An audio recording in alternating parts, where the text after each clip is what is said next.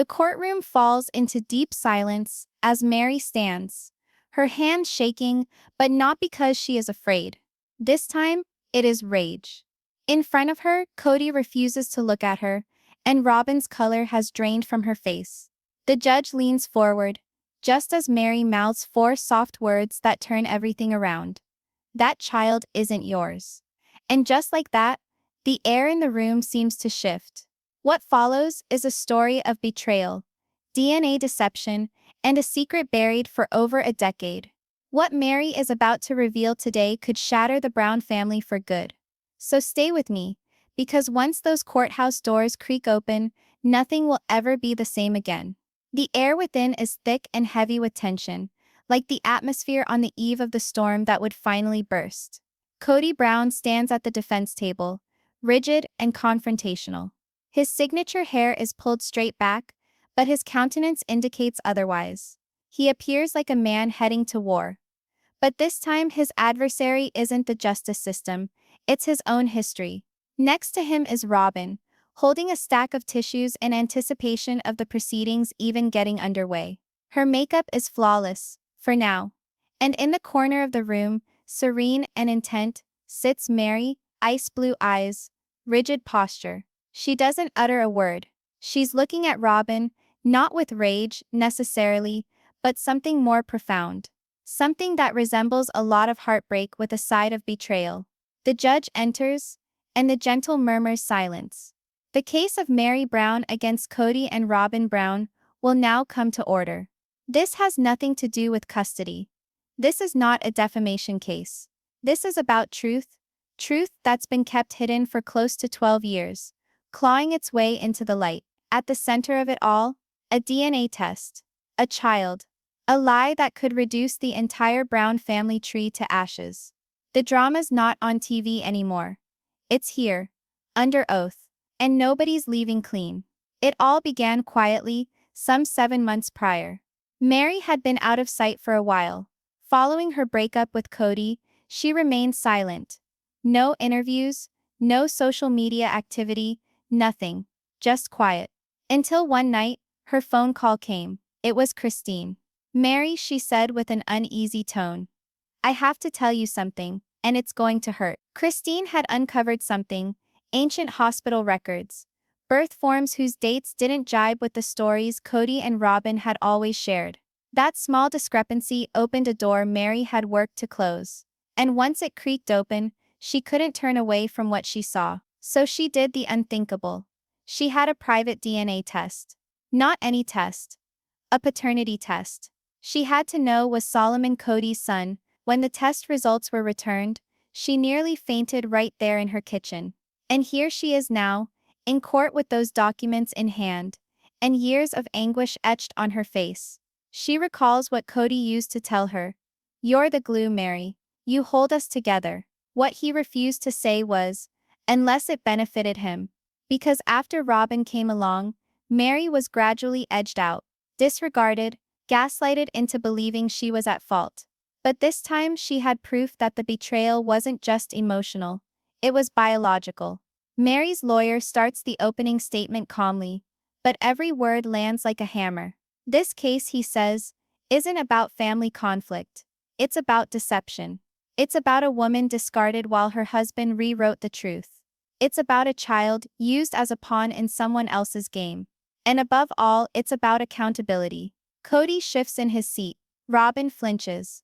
They both know what's coming. Mary didn't come for revenge. She came for justice. And as the saying goes, the truth bites hard.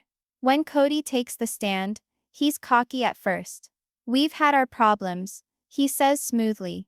But Mary's always been dramatic. He smirks as he paints himself as the victim, the misunderstood patriarch, just trying his best. But as the lawyer picks up a sealed envelope labeled Exhibit B, Kody's smile wavers. "Mr. Brown." The lawyer speaks slowly, deliberately. "Do you know this document?" Kody scowls. "No idea what that is." "It's a paternity test by DNA. 6 months ago.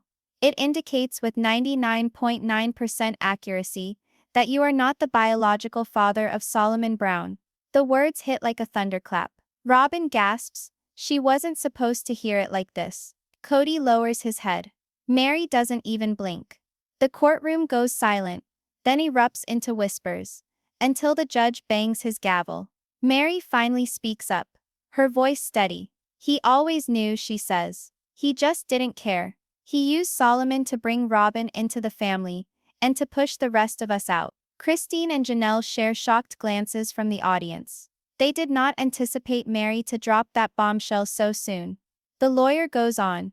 We have proof that displays Kody was aware of the doubts for years. Emails, messages. He and Robyn concealed it. They constructed their family on that deception. Robyn disintegrates, her tissue stack now drenched. Kody remains still, his eyes flashing over toward the press in the rear.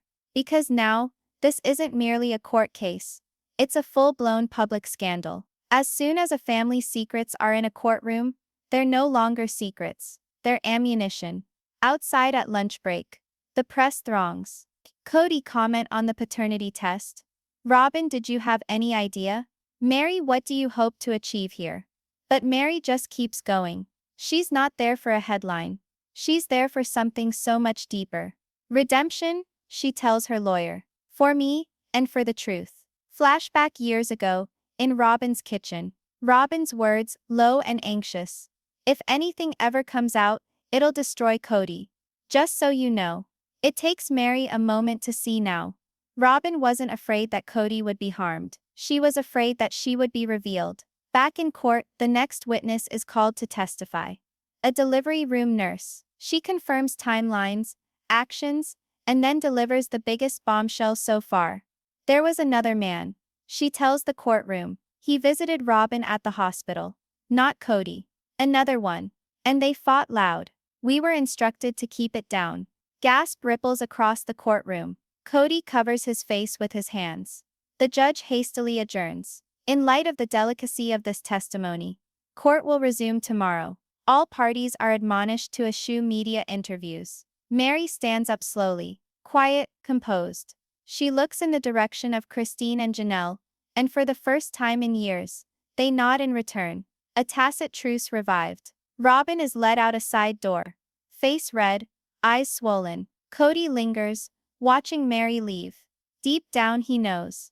It's not over. The worst is yet to come. Because tomorrow, Mary's next witness will take the stand. And what he knows could turn this trial into something far darker. What happens when the man from the hospital finally speaks? What truth is still waiting to surface? One even Mary doesn't know. Tune in for session 2. Because next time, the liar's web begins to fray quicker than anyone anticipates. At first, no one appears to know the man entering the courtroom. Not even Kody. But when Robyn sees him, her pen drops out of her hand. Her skin goes white, and she mouths something, perhaps. No, not him. Her attorney requests an immediate private conference, but the judge dismisses it. Mr. Holt, please come forward. The air tightens up like a drumhead. This is no ordinary witness. This is the guy who could topple the entire Sister Wives legacy. Darren Holt extends his right hand and takes the oath. His voice quivers slightly when he starts speaking. I'm not here to hurt anyone, he whispers. But I've held this secret for 12 years, and the truth has to live somewhere. Mary's lawyer leans in, cautious but firm. Mr. Holt, can you explain to the court how you met Robyn Brown? A hesitation, then a sigh that goes down deep. I dated Robyn before she married Kody, back in Utah, on and off for about 3 years. Kody's eyebrows jump, but no one is surprised. Robyn's previous relationships were never entirely a secret. Nevertheless, the air in the room is strained as the interrogation continues. Were you in touch with her while she was pregnant with Solomon? The courtroom falls silent once more. Darren slowly nods. Yeah, she phoned me a few times, told me she was afraid that things weren't defined with Kody. She needed to talk to someone. Robyn shuts her eyes tightly, as though attempting to shut out the words. Did you go to see her in the hospital? The lawyer queries. Yes, the following day after Solomon's birth. She instructed me that I must go see him. A wave of murmurs runs through the gallery, until the judge thumps his gavel. Let the witness testify. And what did you do when you saw the baby? Darren swallows. He resembled me. The room erupts. That's a lie. Kody bursts out. The judge snaps. One more outburst, Mr. Brown, and you'll be removed. Robyn is trembling now, her gaze fixed on her lap. She looks like a child waiting for a punishment she knows she deserves. Did Robyn ever say Solomon could be your child? The attorney continues. Darren nods. She did, that evening. Told her she wasn't sure. Too close together in time. Said if someone ever did find out, it would ruin everything. And you never said anything all these years. He breathes out, shoulders weighed down. I did. She pleaded with me told me Kody would raise him. That it was best for Solomon. I didn't want to make it worse. And like that, 12 years of silence come crashing down in one sentence. He looked like me. Mary is sitting stock still, observing like a person witnessing her worst fears being answered in real time. She isn't smiling. She isn't crying. She just knows. Kody is shaking his head, perhaps out of shock, perhaps out of anger. No one can say. He won't even look at Robyn. Then comes the question everyone's been waiting for. Mr. Holt, did you ever ask for a DNA test? No. I wanted to, but I was scared. And will you accept one now? A pause of a long moment. Then yes. The courtroom comes to a standstill. Even the judge remains silent for an instant before leaning forward.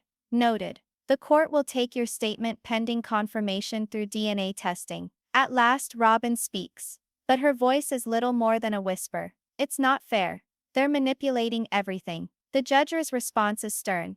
You'll get your chance, Mrs. Brown. Make the most of it. When court recesses, pandemonium breaks in the hallway. Paparazzi descend. Social media goes wild. # Kody skid is trending in hours. In another deserted corridor meanwhile, Mary and Christine finally break their silence after years. Christine sighs. You were correct, Mary. All these years we believed you to be bitter. But you had us beat. Mary doesn't rub it in. She merely speaks softly. It still hurts. In another locked room, Kody's rage bubbles over. You knew. He growls at Robyn. You knew.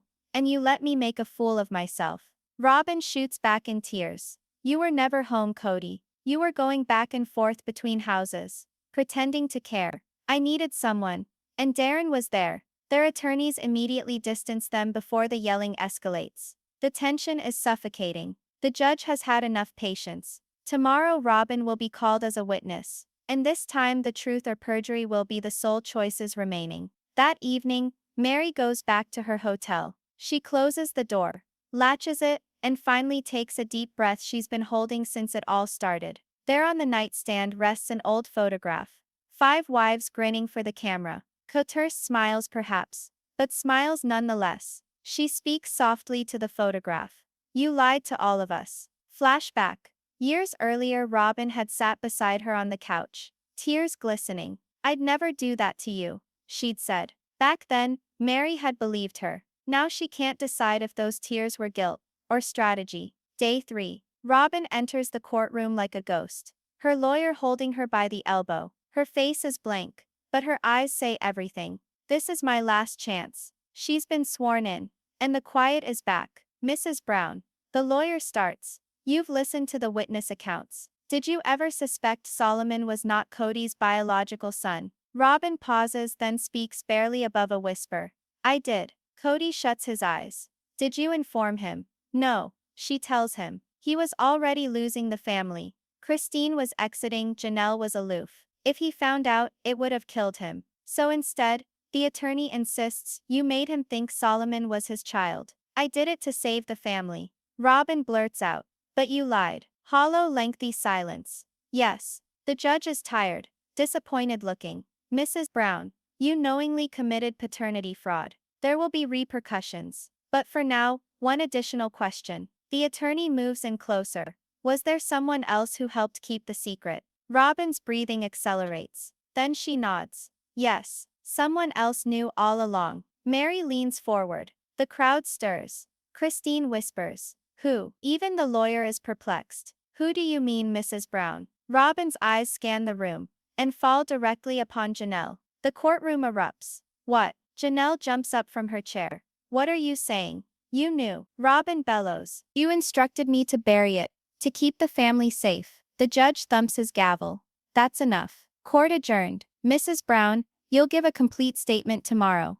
And if your allegation proves to be false, you'll be held in contempt. Janelle just sits, paralyzed. Christine grips her arm. Tell me she's lying. Please tell me you didn't know. But Janelle remains silent. Mary observes silently, not with triumph, but weariness. This is not a win. It's disintegration. Another crack in a family already on the brink of collapse. Janelle's silence can be interpreted in two ways. She's guilty, or she's guarding something bigger. What do you believe? Is Robyn dodging responsibility, or was Janelle actually part of the cover-up?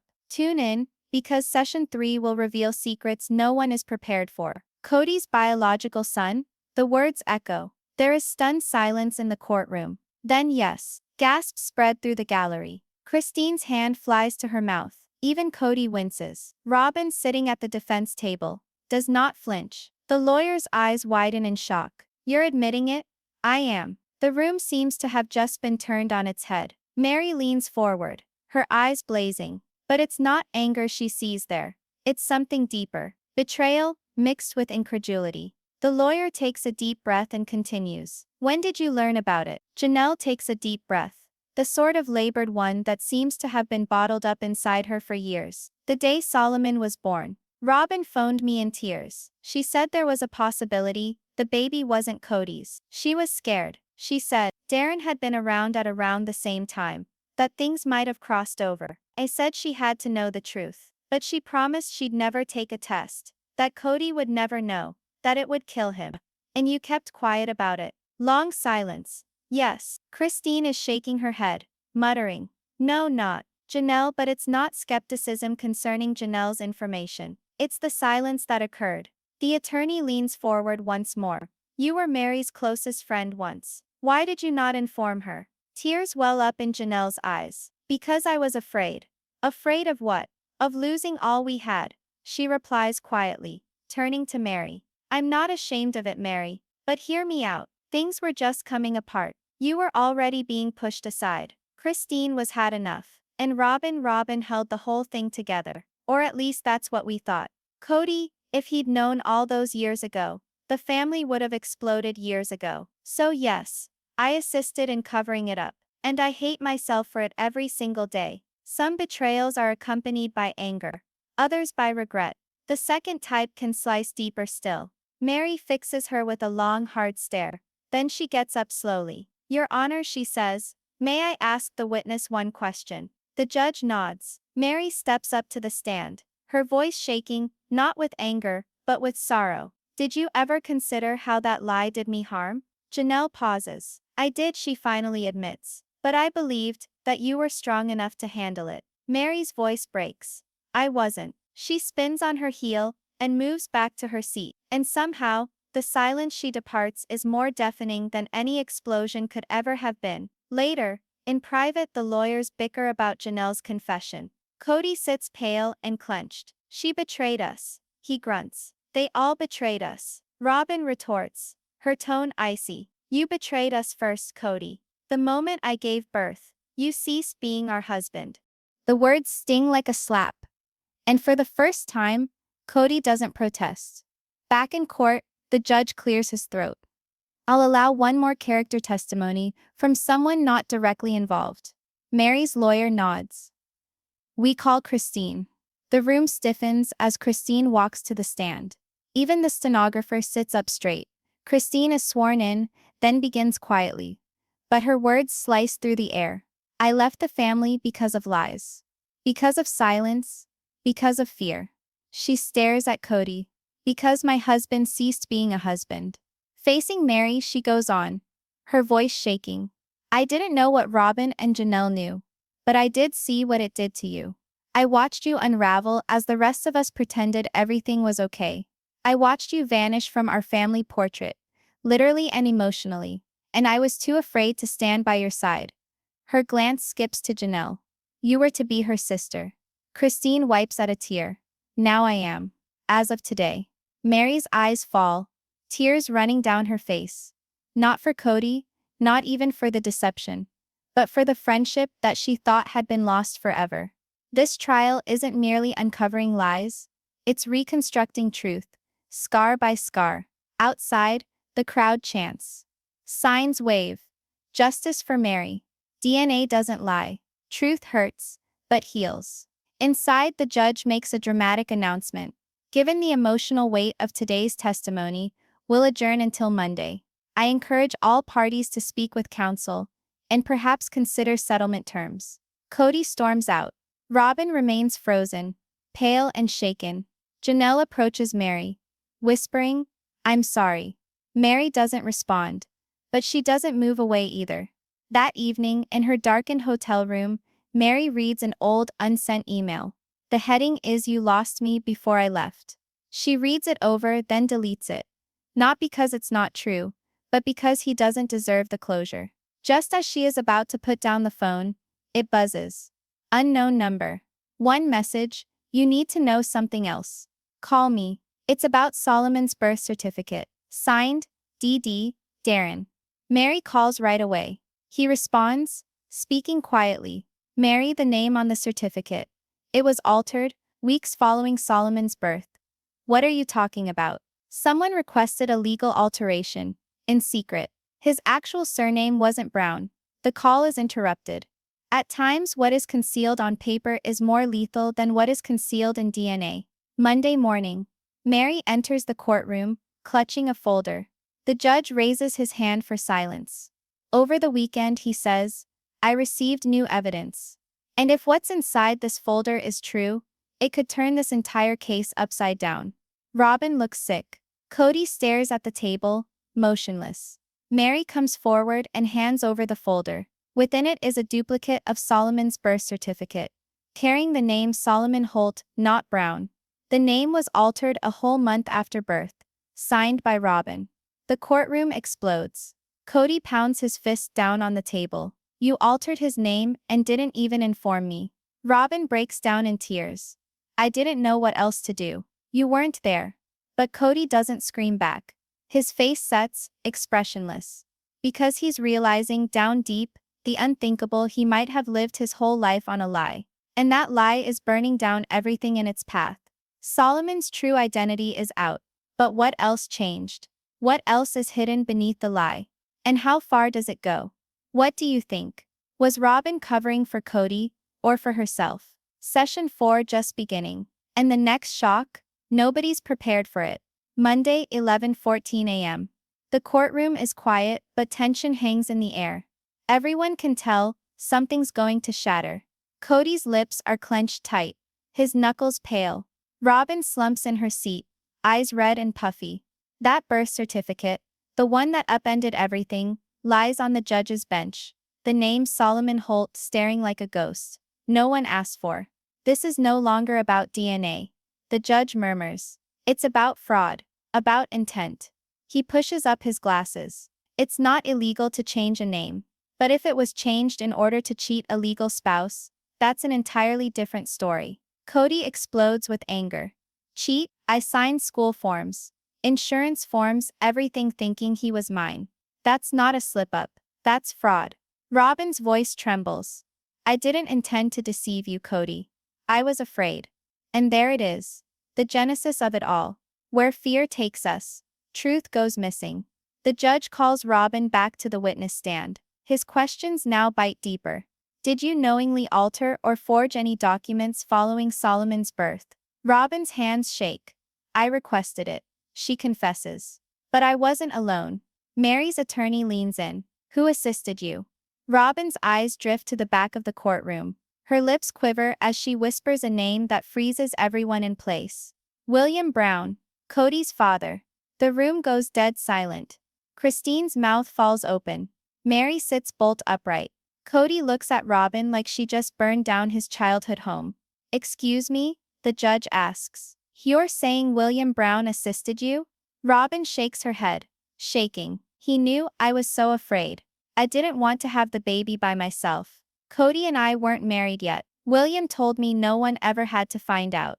And another secret bursts into the daylight. Reporters spill through the courthouse entrance, calling out down the halls of marble. Inside, Mary's lawyer does not delay. "Your Honor," he starts firmly. "We're asking for a subpoena on William Brown's personal communications, emails, handwritten letters, anything connected with this case. If Robyn's speaking the truth, We need evidence. The judge nods. Subpoena granted. But there's a catch. Kody's dad, William Brown, died 6 years ago. There will be no witness, no possibility of cross-examination. All that's left are the remnants he left behind. And what they find is worse than anyone could have dreamed. Later that evening, Christine and Janelle go to see Mary at her hotel. The tension between them is different now. It's no longer cold. It's raw, truthful, almost comfortable. I thought you were the enemy, Christine confesses quietly. Now I think maybe you were just the first one who saw the truth. Mary nods, tired eyes steady. I was, and it nearly destroyed me. Janelle blinks away tears.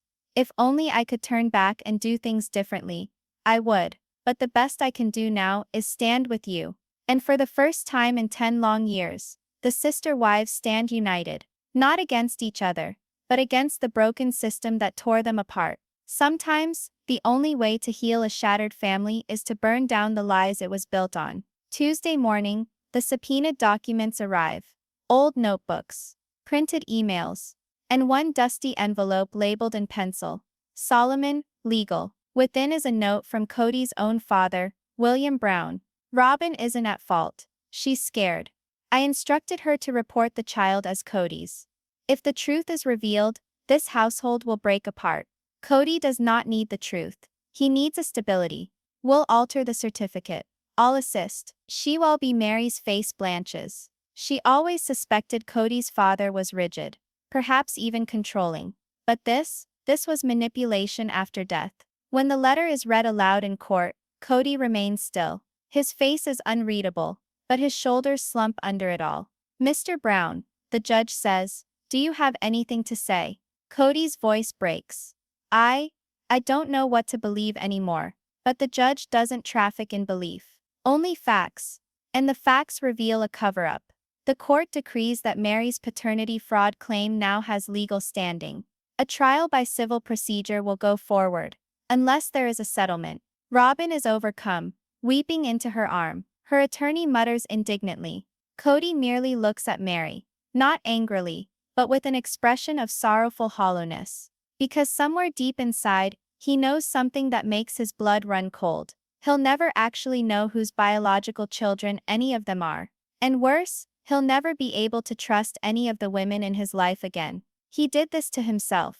You can deceive the world, but you can't deceive blood. The truth always manages to find a way home. In the break room, Mary sits by herself, the hum of journalists in the background. She takes out her phone and opens a draft email to Solomon. You're not to blame. You never were. I fought this battle for truth, not to hurt you. One day, I hope you'll get it. She doesn't send it. She simply shuts her phone and straightens her back. This battle isn't finished yet. That evening, a knock, or more like a soft thud, comes at her hotel door. An envelope, no stamp, no return address.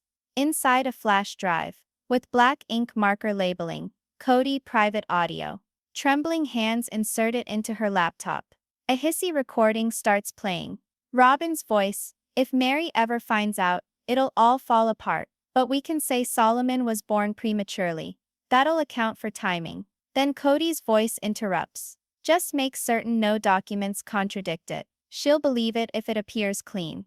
Mary stiffens. Her heart lingers in mid-beat. She replays it again, and again, and again. Now she's got something that no court can disregard. Proof of intent, proof of collusion, proof of manipulation. If that tape is authenticated, this case won't remain civil. It'll become criminal. The courtroom thriller is on the brink of becoming deadly. Wednesday morning, Mary comes in early. She delivers the flash drive to her lawyer. Check it, she tells him, then submit it. Half an hour later, mayhem. The expert verifies that the audio is genuine.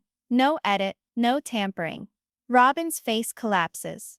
Kody is stunned. The judge breathes slowly, then glances at them both.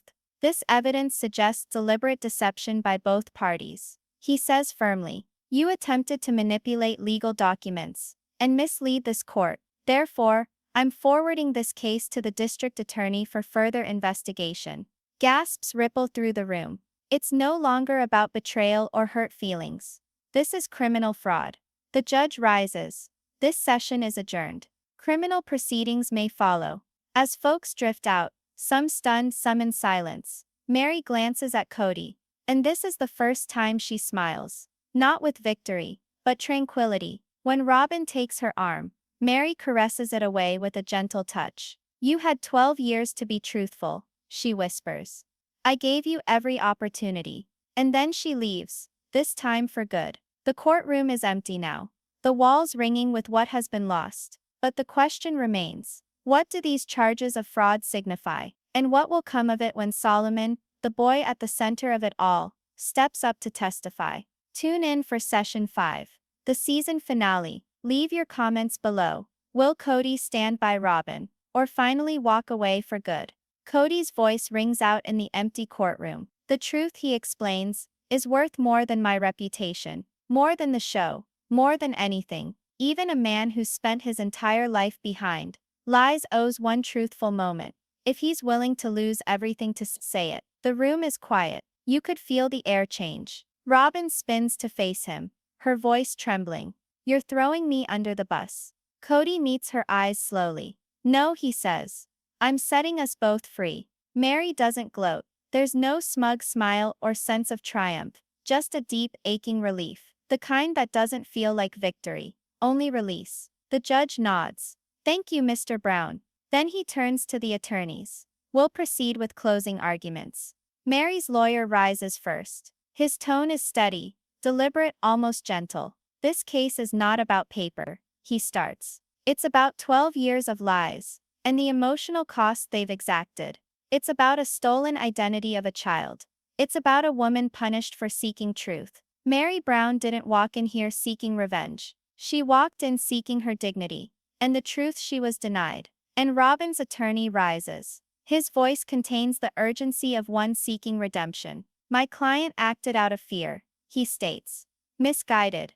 Yes. Malicious? No. She was overwhelmed, pressured, and alone. This was not evil. It was desperation. The courtroom is in weighty silence, as the judge withdraws to his chambers. An hour elapses. No one stirs. No one utters a sound. Solomon sits quietly next to a court-appointed counselor, clutching a small stuffed bear. Someone handed him outside. Christine tilts toward Janelle and whispers, I can't believe this is real. Janelle nods, eyes brimming with silent sorrow. It's real. Mary does not stir. She is not practicing a line or dreaming up headlines. She is simply motionless, alive, waiting. At last, the judge comes back. The creak of his chair rings out as he sits. Having examined all testimony, evidence, and precedent, he speaks slowly. I am prepared to present my verdict.